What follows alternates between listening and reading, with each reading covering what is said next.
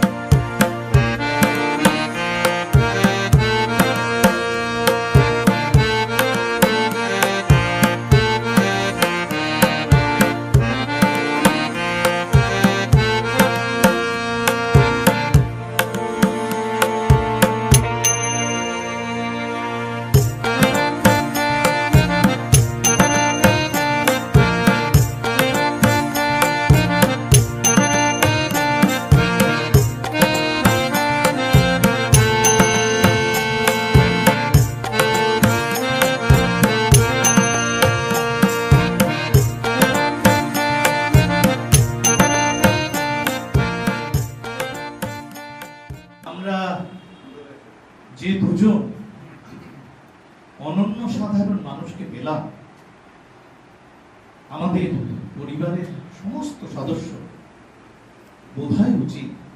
আপনারা নিশ্চয়ই নিশ্চয়ই আমার সঙ্গে সহমত পোষণ করবেন।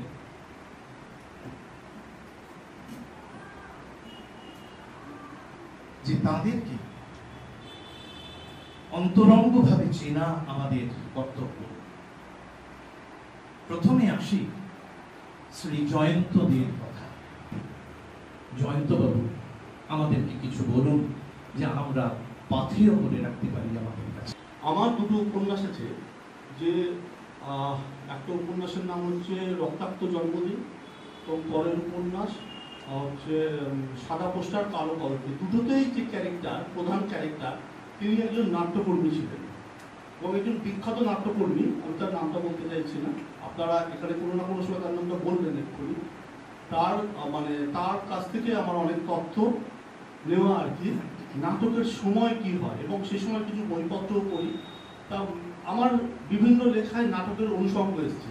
যেমন আমাকে শাওলিজি একবার বলেছিলেন যে ওই সৌম্য মিত্রের কথা নিয়ে, যে জানো তো বাবা একটা কথা বলেছিলেন, আমি খুব ডিসিপ্লিন মেনটেন করি, আমি যদি রাত্রিবেলা 5 প্লেট মাল খাই তবুও আমি গিয়ে রাত্রিবেলা কিন্তু লিখতে বসবো। আমার 11টায় লেখার কথা, আমি কিন্তু 11টা 10 হলে আমি লিখতে বসে যাব, এবং তখন আমার মোবাইলটা থাকলে আমি কিন্তু রাত 2টো পর্যন্ত লিখবো। সে যাই হোক, আমার ছেলে অসুস্থ, আমি আশের বাড়ি যাচ্ছি দেখছি, আমি কিন্তু আমার ডিসিপ্লিন মেনটেন করি। তখন আমাকে স্বামীদের কথা বলছিলেন যে জানো তো, যে অন্য ফিল্ডে ডিসিপ্লিন না থাকলেও হয়, লেখকরা বহেমিয়ান হয়, বিভিন্ন রকম ঘুরে বেড়ায়, বিভিন্ন রকম জীবনচর্যার মধ্যে দিয়ে যায়, এটা হতে পারে। যারা ছবি আঁকেন, একটা সময় আমার সঙ্গে ইলিনার খুব ভালো সম্পর্ক ছিল, ইলিনা মল্লিক বলছে যে ওদের কাছেও শুনেছি ওরা সকালে সারা রাত কাজ করছে, সকালে ঘুমাচ্ছে, সকালে কাজ করছে, সারা রাত ঘুমাচ্ছে, কোনো নির্দিষ্টতা নেই। এরকম যারা গান গায় তারা কিন্তু একটা সময় গান গাইলেও কিন্তু নাটক কর্মীদের একটা নির্দিষ্ট ডিসিপ্লিনের মধ্যে দিয়ে চলতে হয়। তখন বলেছিলেন যে সৌম্য মিত্র একবার তখন মনে হয় কলেজ স্ট্রিট থেকে কোনো একটা জায়গায় একটা নাটকের অনুষ্ঠান ছিল।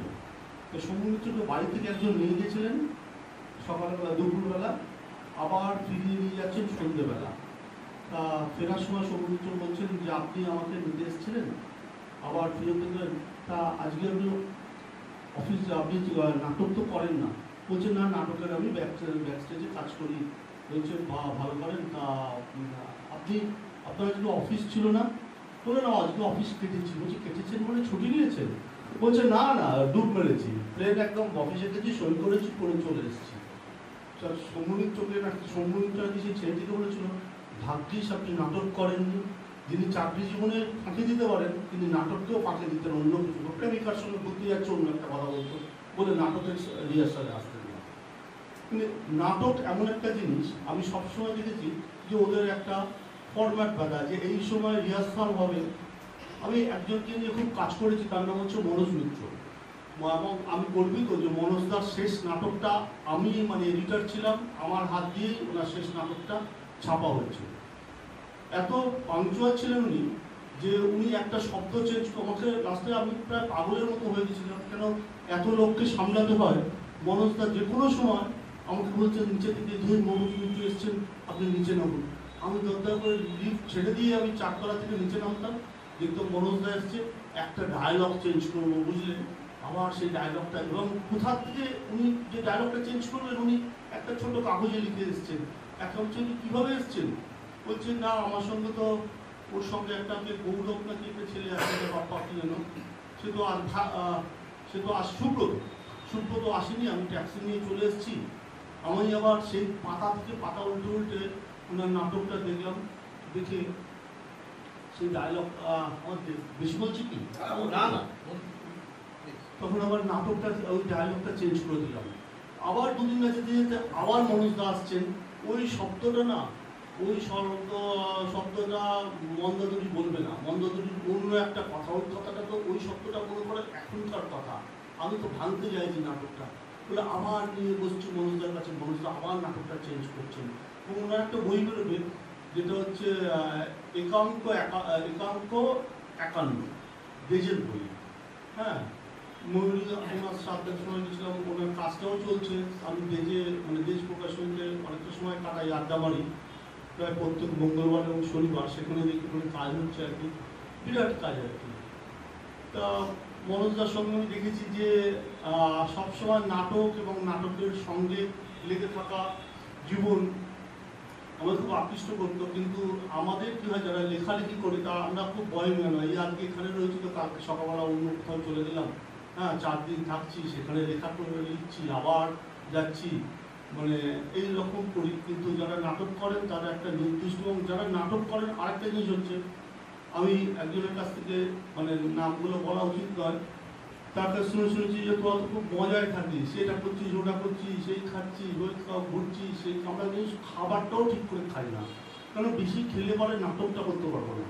হ্যাঁ, যে মানে নাটকটার জন্য আমার শরীরটাকে এরকম জায়গায় রাখতে হবে। এখন আমি এইটা করছি।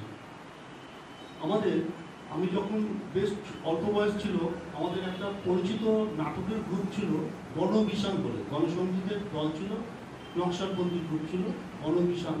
সেখান থেকে তাদের একজন ছিলেন, তিনি স্বনামধন্য, তিনি হচ্ছেন গৌতম ঘোষ, সিনেমা করেন। আমরা ওইখানে আমার মানে চাকরি পাওয়া, আড্ডা মারা, জীবন কাটানো সব ওই জায়গাটা, ওই আপনার ল কলেজের সামনে।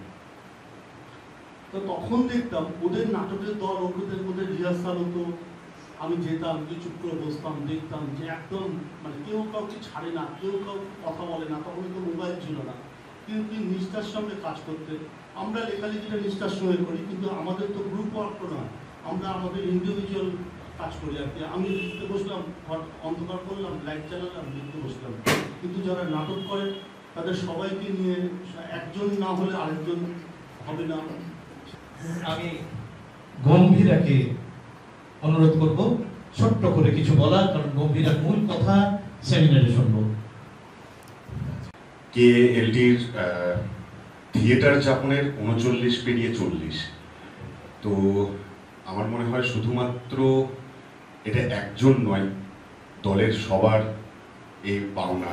এবং যে শব্দটি এখানে উল্লেখ রয়েছে থিয়েটার যাপনের, এখন তো যাপন শব্দটা খুব কমে গেছে আমাদের কাছে।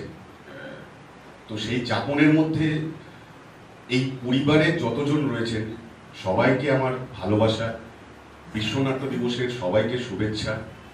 এভাবেই এগিয়ে চলুক কেএলটি, যেভাবে একের পর এক প্রযোজনা করে গেছেন, আগেও করবেন, ভালো প্রোডাকশন মানুষ দেখতে পাবে। এবং যেটা হয় যে অনেক কিছু ভেবে ভেবে এসেছিলাম যে এটা বলবো ওটা বলবো, কিন্তু মানুষজন সব একদিকে তাকিয়ে থাকলে যা হয় না, মানে ভেতরের মধ্যে কেমন একটা ওই ঘড়ির কাঁটার যে টিক টিক টিক টিক শব্দ, সেটা বোধহয় এখন হার্টবিটে চলছে। যখন অভিনয় করি স্টেজের মধ্যে তখন হয়তো এটা হয় থার্ড বেল, মানে এটা আমরা সবাই জানি যে থার্ড বেল পড়ার আগের মুহূর্তে ওই ফার্স্ট বেলটা পড়লেই, ফার্স্ট বেল পড়লো দাঁড়া একটু বাথরুম থেকে ঘুরে আসি, সেকেন্ড বেল পড়লো দাঁড়ারে ভাই একটু পাজামার দড়িটা একটু বেঁধে নিই ভালো করে যাতে খুলে না যায়। থার্ড বেল পড়ার আগের মুহূর্তে যারা মানে উইংসের পাশে দাঁড়িয়ে থাকি তাদের হাঁটু দুটো যে কি অবস্থা হয় সে একমাত্র আমরাই জানি, আমরাই বুঝি। তো জয়ন্তবাবু সত্যি দুটো কথা খুব ভালো বলেছেন যে থিয়েটারের মানুষজনের এই যে একটা ডেলি রুটিন, তো আমার মনে হয় যে এটা হয়তো পরে আসি যে এই ডেলি রুটিনটা আস্তে আস্তে কোথাও মানে কি ছন্ন ছাড়া হয়ে যাচ্ছে, জানি না, সেটা পরে হয়তো বলা যাবে। আর একটা বিষয় যে মনোজবাবুকে নিয়ে যখন কথা হচ্ছে, মফস্বলের, আমরা যারা মফস্বলের থিয়েটার করে বড় হয়েছি, মফস্বলের এমন কোনো দল নেই যে যারা মনোজবাবুর নাটক করেননি। এবং যখন কলকাতায় 2010-এ চলে আসি, প্রথম নাটক আমার বিকেলে পরে সর্ষে ফুল, কিন্তু তার পরের যে নাটকটি দেবী সর্পমস্তা, সেটাও আবার অদ্ভুতভাবে মনোজবাবুরই লেখা। তো মনোজবাবু একদিন রিহার্সালে দেখতে এসেছিলেন আমাদের নাটকটা। অলরেডি নাটক উঠে গেছে, রিহার্সাল হয়েছে, কথা তো কম বলতেন এবং অনেকক্ষণ কিছু ভাবতেন হয়তো।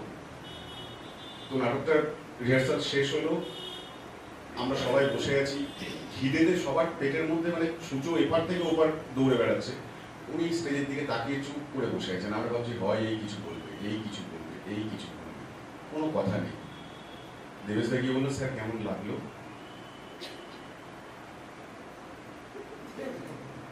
চুপ। আবার কিছুক্ষণ পর গিয়ে বললো, স্যার কিছু বলবেন?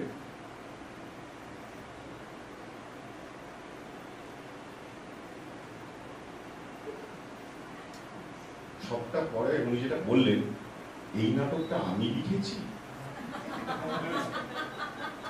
তো এবং উনি যেটা বলেছিলেন যে শেষটা ওনার কোথাও গিয়ে পছন্দ হয়নি, তো যার জন্য আমাদের সর্বমস্তা মানে দুরকম ভাবে শেষ হতো। যেদিন আমরা শুনতাম যে মনোজবাবু দেখতে আসছেন, সেদিন আমাদের প্ল্যান এ, আর যেদিন মনোজবাবু দেখতে আসতেন না, সেদিন আমাদের প্ল্যান বি। তো বেশিরভাগ দিকটা আমাদের প্ল্যান বি হয়েছে। প্ল্যান এ আমরা হয়তো সম্ভবত প্রথম শো করেছিলাম, 50তম শো করেছিলাম, আর বোধহয় 61 বা 62তম শো করেছিলাম।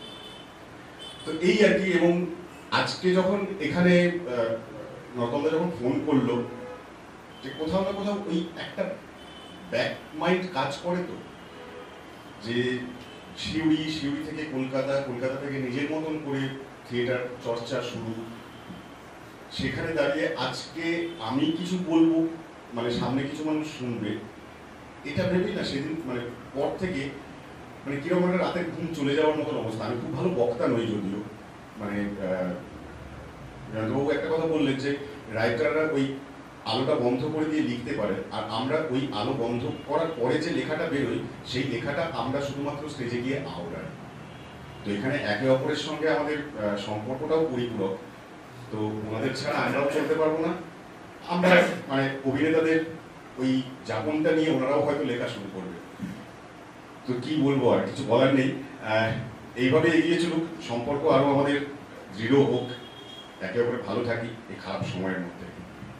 ভালো থাকবেন সবাই। ধন্যবাদ বন্ধুরা। দুটো কথা ভাগ করে নিতে ইচ্ছে করছে। এক নম্বর, সৌমিত্রবাবুর তখন বেশ বয়স। উনি একটি ইন্টারভিউ দিয়েছেন এবং সেখানে উনি বলছেন, সৌমিত্রবাবুর মতো মানুষ, তিনি বলছেন যে এখনো যখন, গম্ভীর একটু আগে সে কথা বলেছে, যে এখনো যখন থার্ড বেলটা পরে বুকের ভেতরটা টিপ টিপ টিপ টিপ টিপ টিপ করে। বলছেন কি সৌমিত্র চট্টোপাধ্যায়, আমি গম্ভীরা কোন ছাড়। আরেকটা কথা বলি, মোহিতদার বাড়িতে, মোহিত চট্টোপাধ্যায় বিখ্যাত নাটককার মোহিত চট্টোপাধ্যায়, মোহিতদার বাড়িতে আমি মাঝে মধ্যেই যেতাম। মোহিতদা একটা কথা খুব বলতেন, সেটা একটু ভাগ করে নিই আপনাদের সাথে। মোহিতদা বলতেন, পৃথিবীতে যা কিছু সুন্দর, সেই সুন্দরের কাছাকাছি যাওয়া ছাড়া আমাদের আর কোনো পদযাত্রা নেই। এ কথাটা কেএলটির তরফ থেকে আমরা সবাই মনে মনে বিশ্বাস করি। সেই বিশ্বাস রেখেই আমাদের কেএলটিতে একটি ওয়ার্কশপ অর্গানাইজড হয়েছিল। সেই ওয়ার্কশপে বেশ কিছু সার্টিফিকেটস আমরা আজকে তুলে দিতে চাই। এই দুজন বরেণ্য মানুষ আমাদের শিক্ষানবিশদের হাতে, কৃতি ছাত্রছাত্রীদের হাতে, অভিনেতাদের হাতে, জেন্ডার বায়াস না হয়ে অভিনেতা কথাটাই বললাম, অভিনেতাদের হাতে এই সার্টিফিকেট তুলে দেবেন।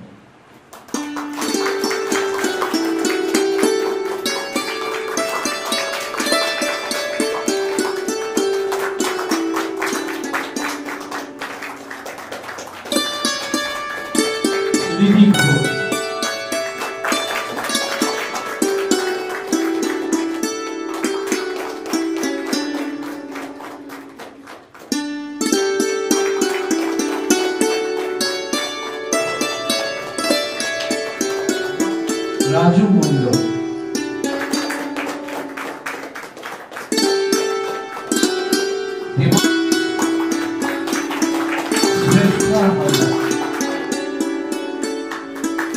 Mrityunjay Mukherjee,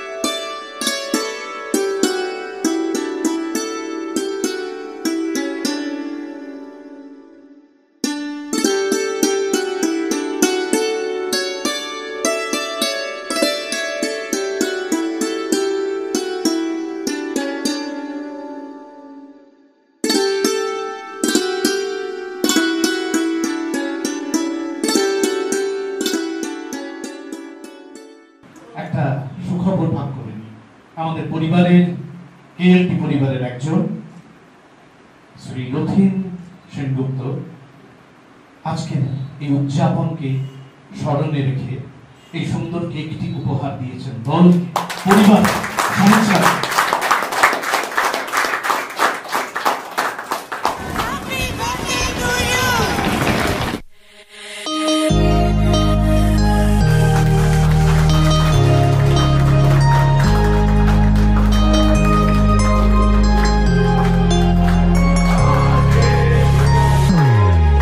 Happy birthday to you. Happy birthday to you. Happy birthday, happy birthday, happy birthday to you. Happy birthday to you. Happy birthday to you. Happy birthday, happy birthday, happy birthday to you. Happy birthday to you. Happy birthday to you. Happy birthday, happy birthday.